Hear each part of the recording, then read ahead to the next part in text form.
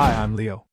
I'm 23, and the last thing my father ever said to me as I closed the front door behind me for good was, "Not everything has to be fair." He was smiling when he said it. Like he thought he was teaching me a life lesson, instead of confirming every reason I was about to disappear. My younger brother, Evan, had just been handed the family's rental property downtown. Rent-free. Fully furnished. A launch pad, they called it. I got a duffel bag with socks, a supermarket gift card for $20, and a reminder to be humble. I didn't say a word. I just nodded, walked outside, and didn't look back. The air was heavy that August evening, and I remember thinking, this is it.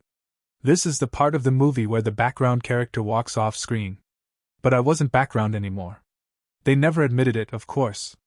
That they had a favorite. That Evan, charming, reckless, always broke but somehow celebrated for it, was their son. And me? I was reliable. I was sturdy. I was the one they didn't worry about. Because I didn't ask for much. Because I didn't fail loudly enough to get noticed. I graduated a year early with a dual degree and student loan debt the size of a small yacht. Evan dropped out twice and got an iPad. To help him focus. When I landed a job offer at a software firm straight out of school, they sent me a "Congratulations" text with a single thumbs up emoji. When Evan got a temp gig at a record store, they threw him a party. So yeah, when I saw the lease agreement for that downtown loft with Evan's name on it, and heard Dad toast him with, "To your future empire," I knew. I was done playing the quiet son. The invisible one. I went back to my apartment, the one I shared with 3 roommates, and a mold problem in the bathroom, and I opened the folder. The one I'd been working on for over a year. It was a pitch deck. A rough one. For a platform I'd been quietly developing every night after work, while Evans slept till noon. The idea? A predictive scheduling tool for hourly workers. Something that actually accounted for real-life chaos, childcare gaps, shift changes, transit failures. I'd built the back end from scratch. I had no name for it, just a working prototype and a dream I kept in a spreadsheet. That night, I renamed the folder Vesper. The next day, I called in sick, polished the UI, rewrote the copy, and sent 3 cold emails to investors I'd followed on LinkedIn since college. Then I waited. 3 days later, I got a reply. "Coffee tomorrow?" I'm intrigued. See. I stared at the message for a solid 10 minutes. Then I texted my old friend Amira, a former UI/UX classmate turned freelance designer who once rebuilt an airline booking page for fun. She picked up on the second ring. "You're finally doing it," she said. "No hello? I'm in. Let's make something they can't ignore." And that's how it started. Not with a bang. But with a message. A coffee meeting. And a very polite refusal to be anyone's second choice ever again. The investor's name was Caleb Mercer. Ex-Googler turned angel investor turned startup whisperer. His bio read like a tech fairy tale, complete with 3 exits, a podcast, and a book on disruption philosophy that I definitely hadn't read. We met at a cafe in the Arts District, the kind where a black coffee costs $6 and everyone looks like they're beta testing glasses that don't exist yet. Caleb wore a hoodie, jeans, and the kind of sneakers that cost more than my rent. "Tell me why I should care," he said before even sitting down. So I told him. Not the polished pitch, not the slides. I told him about my old roommate who lost his daycare slot because his schedule kept changing. I told him about the girl in my coding bootcamp who missed half the program because her work shifts got yanked around last minute. I told him about the feeling of watching billion-dollar scheduling software pretend that life is predictable. Caleb leaned back, stirred his coffee, and said, "Okay. That's a problem. What's your solution?" I walked him through the platform, how it's synced with existing scheduling tools but layered in real-world variables like commute delays, childcare windows, and even weather. How it used AI to forecast disruptions and recommend smarter shift swaps before chaos hit. He didn't interrupt once. At the end, he said, "You're green. And you're going to make a lot of mistakes. But this is smart. I want in." He offered $75,000. A small angel round. Enough to breathe. I went home, stared at my ceiling, and laughed for what felt like an hour. Not because I was rich, I wasn't. But because for the first time in my life, someone looked at what I built and said, "This matters." Amira and I went all in. She handled UX. I coded until my fingers hurt. We onboard beta testers from her freelance network, Uber drivers, retail workers, baristas. People who lived in the hourly trenches. Within a month, our waitlist hit 1,000. And that's when I got a text from Evan. "Hey bro, heard you're doing some tech thing? Wanna grab drinks?" It was casual. Friendly. Almost proud. But I knew what it really meant. My success had finally entered the group chat. I didn't reply. Instead, I pulled up my browser and searched for office space. We were done building in silence. We were about to get loud. We signed the lease on a dusty 300-square-foot studio above a nail salon that smelled like acetone and ambition. No AC, questionable plumbing, but it had windows, and windows meant light, and light meant we weren't hiding anymore. We brought in 2 folding tables, 3 thrifted monitors, and 1 second-hand futon from Facebook Marketplace. I named it the negotiation couch, because every difficult decision happened on it. Amira called it the nap trap. It squeaked ominously every time someone shifted their weight. That same week, Caleb introduced us to his network. Suddenly, we were on a podcast. A small one, but still, our first feature. Then a niche business blog picked up our story. The headline read, "Vesper wants to save hourly workers from the chaos of scheduling hell." Within 48 hours, our sign-up list doubled. A small grocer chain in Ohio emailed us directly. "Can we test this with our store managers?" We said yes before they finished the sentence. Then came the beta crash. One Friday, right before our biggest demo yet, our whole system went dark. Everything. Backend, frontend, email servers. Gone. I stared at the screen as the error logs flooded in like a fire alarm. Amira sat motionless, blinking. Did we just kill our entire platform? I didn't answer. Instead, I called Devin. Devin Tren was a back-end genius and one of the few people I knew who could debug a server crash in under 30 minutes while eating a sandwich. We'd worked together at my first job. I'd once watched him fix an API loop with a single semicolon and then go back to playing League of Legends like nothing happened. He picked up on the third ring. "I saw the blog. You owe me tacos." "What happened?" We screen shared for 4 straight hours. Amira ran damage control with our testers. Devin dove into the code like it owed him money. At 1:12 a.m., everything came back online. He didn't charge us. He just said, "I want equity. And a desk that doesn't wobble." We gave him both. By Monday, Vesper was fully operational, and stronger. And we didn't just recover. We launched.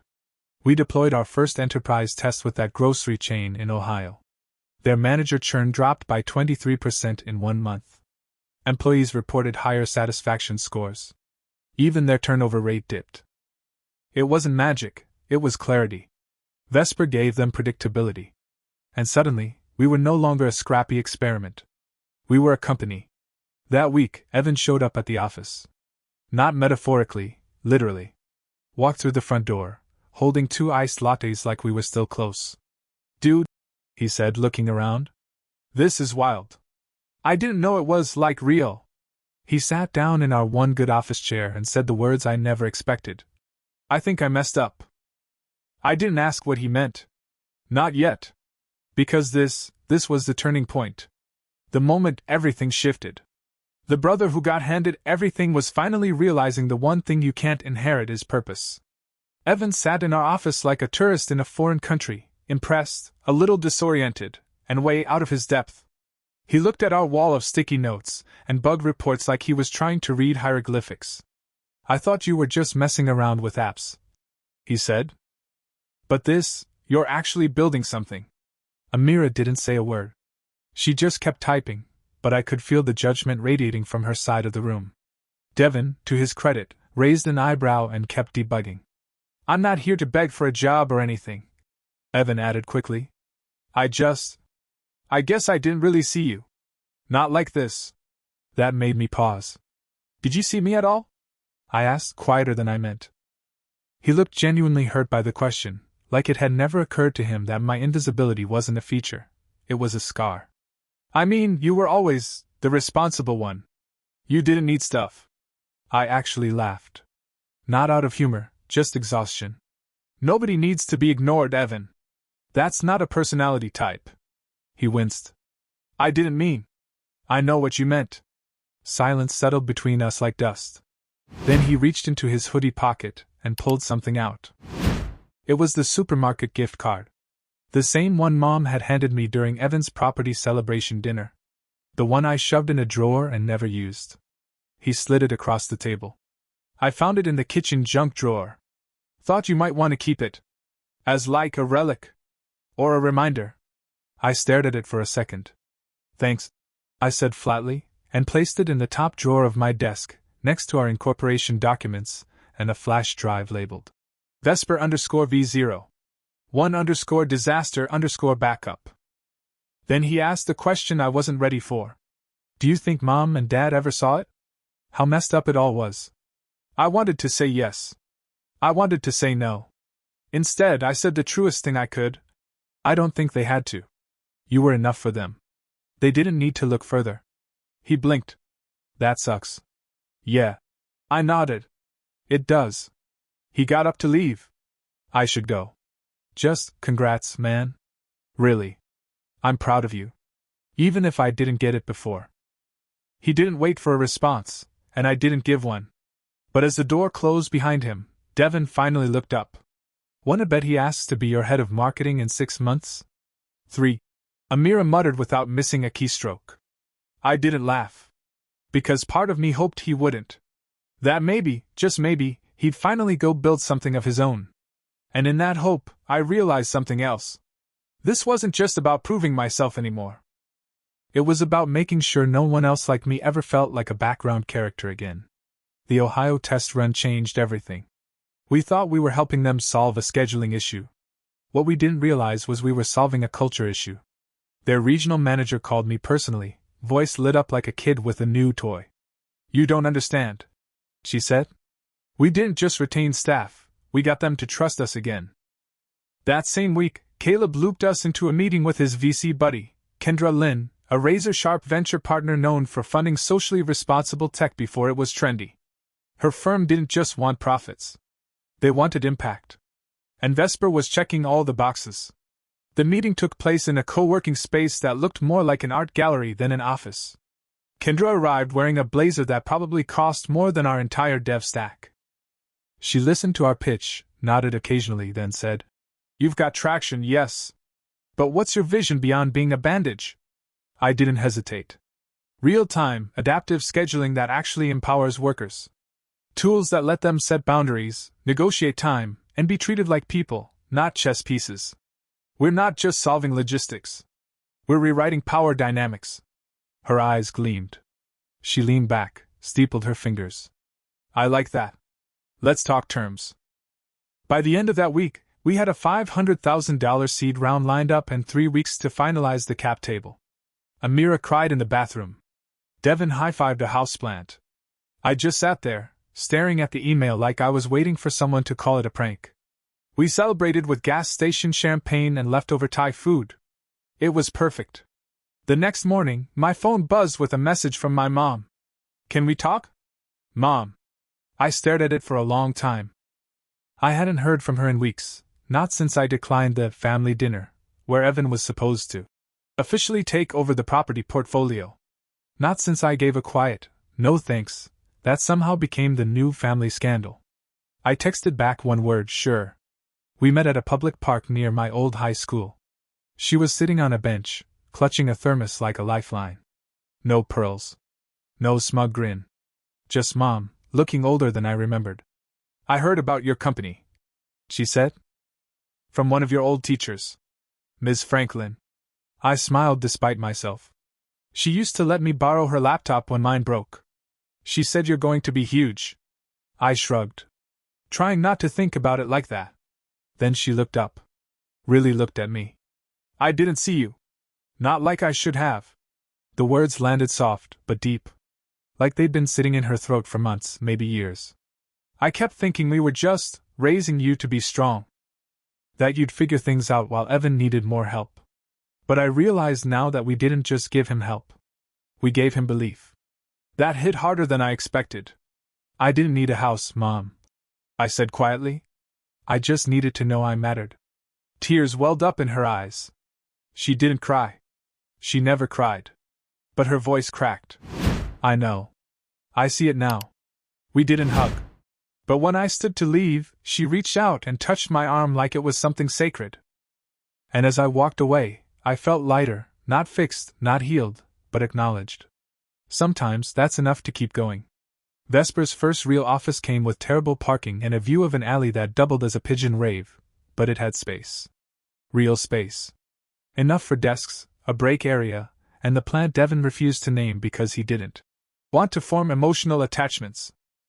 We hired our first actual employee, Camille, a former HR manager turned operations wizard who could juggle 5 onboarding calls while organizing our invoices and fixing our Slack integrations.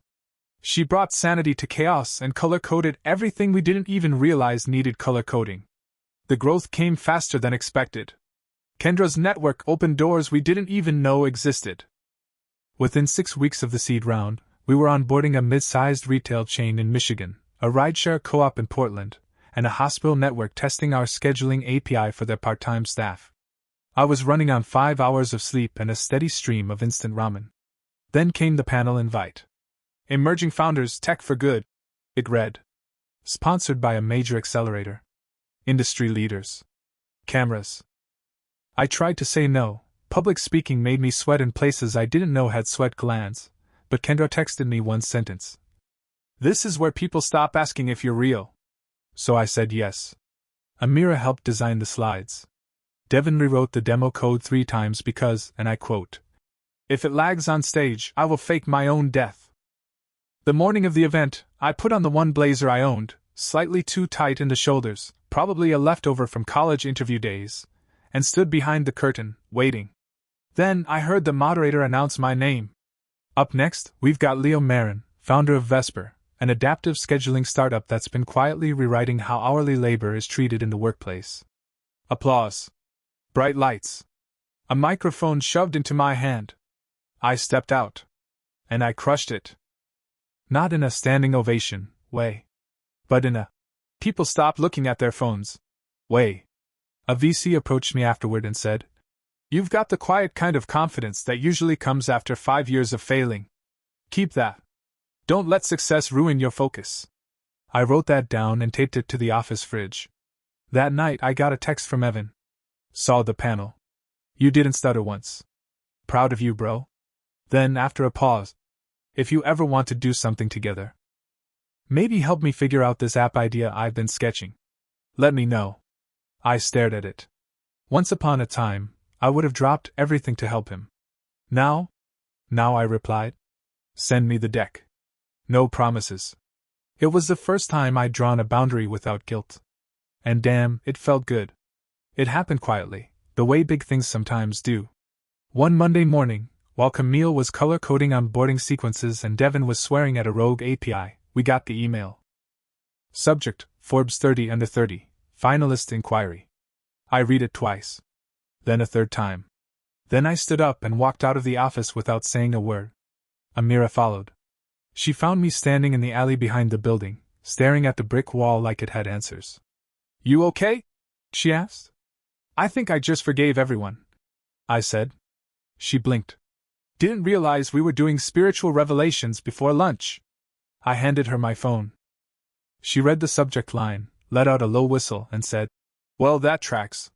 We didn't scream. We didn't jump around like college kids on Adderall.